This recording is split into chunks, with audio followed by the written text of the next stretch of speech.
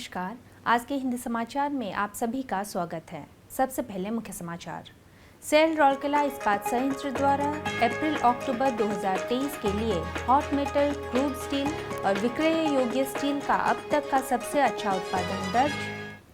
Cell Rourkela इस्पात संयंत्र में ब्लास्ट फर्नेस और सिंटर प्लांट की 63वीं संचालन समिति की बैठक सफलतापूर्वक संपन्न। और वेदव्यास संगीत नृत्योत्सव में सुमधुर प्रस्तुति से दर्शक गण मंत्रमुग्ध।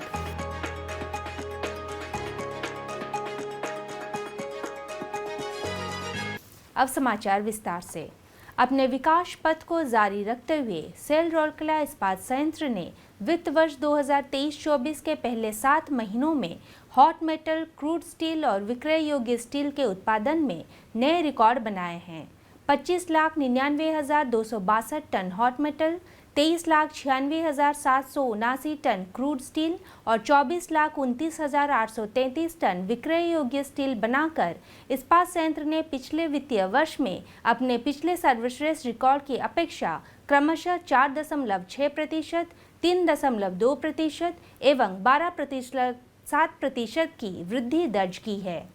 अप्रैल-सितंबर 2023 तक में कोक ओवन, तीनों sinter plant, blast furnace 5, plate mill plates, HR plates, HSM 1 और SW पाइप्स ने संचयी APP लक्ष्य हासिल की है और इसे पार भी कर लिया है। इसके अलावा अक्टूबर 2023 में हॉट स्ट्रिप मिल 2 ने 2,26,475 टन का नया मासिक उत्पादन बेंचमार्क स्थापित किया है। चालू वित्त वर्ष के पहले 7 महीनों के दौरान 41,19,791 टन सिंटर के सर्वकालिक उच्च उत्पादन के साथ सिंटर प्लांट सफलता की कहानी के संपूरक बन गए।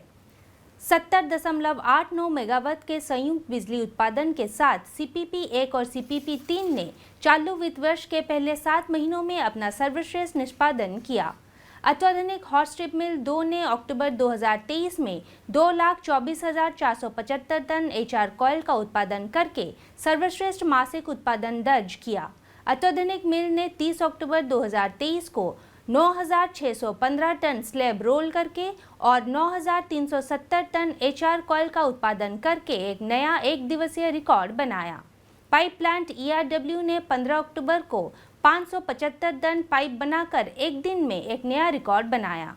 RSP के निर्देशक प्रभारी श्री अतोनी भौमिक ने पूरी टीम को बधाई दी और संयंत्र की लाभप्रदता बढ़ाने के लिए उत्पादन की बढ़ी हुई मात्रा के साथ साथ अधिक अनुकूलित मूल्यवर्धित उत्पादों के उत्पादन के महत्व पर जोर दिया।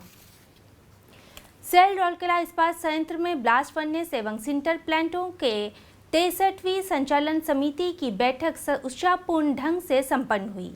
कार्यपालक निदेशक वर्क श्री SR सूर्यवंशी ने बैठक के समापन कार्यक्रम की अध्यक्षता की। 2 दिवसीय कार्यक्रम में Arcelor Mittal Nippon steel, Tata steel, JSW steel, JSPL, RINL और सेल की सहयोगी इकाई जैसे विभिन्न इस्पात संयंत्रों का प्रतिनिधित्व करने वाले प्रतिनिधियों की सक्रिय भागीदारी देखी गई। 63वीं संचालन समिति की बैठक प्रधानतः विविध प्रकार की चर्चाओं और अनुभवों के आदान प्रदान पर आधारित था और तकनीकी पेपर, सिंटर प्लांटों और ब्लास्ट फर्नेस में CO2 कटौती पर केंद्रित था।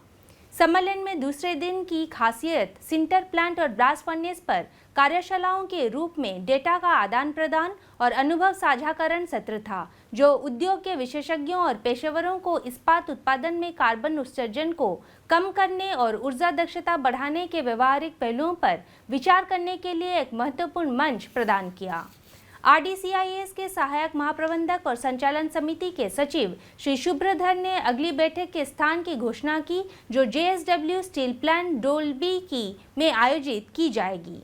सिंटर प्रमुख टाटा स्टील जमशेदपुर श्री प्रदीप कुमार चौधरी और मुख्य महाप्रबंधक सिंटर DSP श्री इंद्रनील मजूमदार ने मूल्यवान अंतर्दृष्टि प्रदान करते हुए चर्चाओं से प्राप्त मुख्य निष्कर्षों को और खासियतों का एक संक्षिप्त सारांश पेश किया, जो निस्संदेह ब्लास्ट फर्नेस और सिंटर संयंत्रों में CO2 की कमी और ऊर्जा दक्षता की दिशा में आगे प्रगति करने में योगदान देगा। अपने समापन भाषण में श्री SR सूर्यवंशी ने इस्पात सहयोग में नवाचार और स्थिरता लाने में ऐसे समारोह की उपलब्धियों और महत्वपूर्ण भूमिका पर विचार व्यक्त किए। उन्होंने समापन समारोह में दौरान पेपर प्रस्तुतिकर्ताओं को पुरस्कृत किया और 17 अध्यक्षों को सम्मानित किया। महाप्रबंधक प्रभारी सिंटर प्लान 2 श्री एस के पाढ़ी ने कार्यक्रम के अंत में धन्यवाद ज्ञापित किया, जबकि प्रबंधक ब्लास्ट फर्नेस सुश्री संगीता पुष्पा मींज और प्रबंधक SP2 श्री संदीप अवस्थी ने कार्यक्रम का संचालन किया। कार्यक्रम के बाद सभी प्रतिनिधि संयंत्र भ्रमण के लिए रवाना हुए। भंज कला केंद्र द्वारा भंज भवन में आयोजित किए जा रहे भव्य सांस्कृतिक कार्यक्रम वेदवास संगीत नृत्योत्सव की दूसरी शाम में दर्शकों से उत्साहपूर्ण प्रतिक्रिया मिली। माननीय विधायक रघुनाथपल्ली श्री सुब्रत तराई ने मुख्य अतिथि के रूप में शाम की शोभा बढ़ाई और कार्यक्रम का उद्घाटन किया। सांस्कृतिक कार्यक्रम की शुरुआत गुरु डॉक्टर अनिल कुमार दत्त के निर्देशन में भंज कला केंद्र के कलाकारों द्वारा गिटार कॉन्सर्ट से हुई। अंतर्राष्ट्रीय स्तर पर प्रशंसित कथक प्रतिपादक गुरु आशिम बंधु भट्टाचार्य और कोलकाता के उनकी मंडली द्वारा एक दिलचस्प कथक नृत्य प्रदर्शन, रघुराजपुर के गुरु लक्ष्मण महाराणा और उनकी मंडली के नेतृत्व में अभिन्न सुंदर गोटीपुओ नृत्य परिषद द्वारा एक शानदार गोटीपुओ नृत्य प्रदर्शन और पद्मपुर से गुरु राजेश गुरला के नेतृत्व में संगीत परिषद द्वारा लोकप्रिय संबलपुरी लोक नृत्य की प्रस्तुति ने दर्शकों को मंत्रमुग्ध कर दिया। उल्लेखनीय है कि भारत के विभिन्न हिस्सों से अंतर्राष्ट्रीय स्तर पर प्रशंसित कलाकार शास्त्रीय नृत्य और संगीत के 5 दिवसीय उत्सव में अपना प्रदर्शन कर रहे हैं। विशेष रूप से कार्यक्रम का आयोजन भंज सांस्कृतिक ट्रस्ट के अध्यक्ष तथा RSP के कार्यपालक निदेशक कार्मिक एवं वन प्रशासन श्री तरुण मिश्र के मार्गदर्शन में भंज सांस्कृतिक ट्रस्ट के सहयोग से किया जा रहा है। मुख्य महाप्रबंधक RMHP तथा अध्यक्ष भंज कला केंद्र श्री शुभशंकर रायचौधरी ने सभा का स्वागत किया और महासचिव भंज कला केंद्र श्री राधाकृष्ण महापात्र ने उद्घाटन समारोह का समन्वय किया। सहायक प्रबंधक जनसंपर्क श्री शशांक शेखर पटनायक और श्री कोयना दस्तीदार ने कार्यक्रम का संचालन किया। इस अवसर पर भंज सांस्कृतिक ट्रस्ट के कई ट्रस्टी भी उपस्थित थे। हिंदी समाचार कक्ष आज के लिए बस इतना ही। नमस्कार।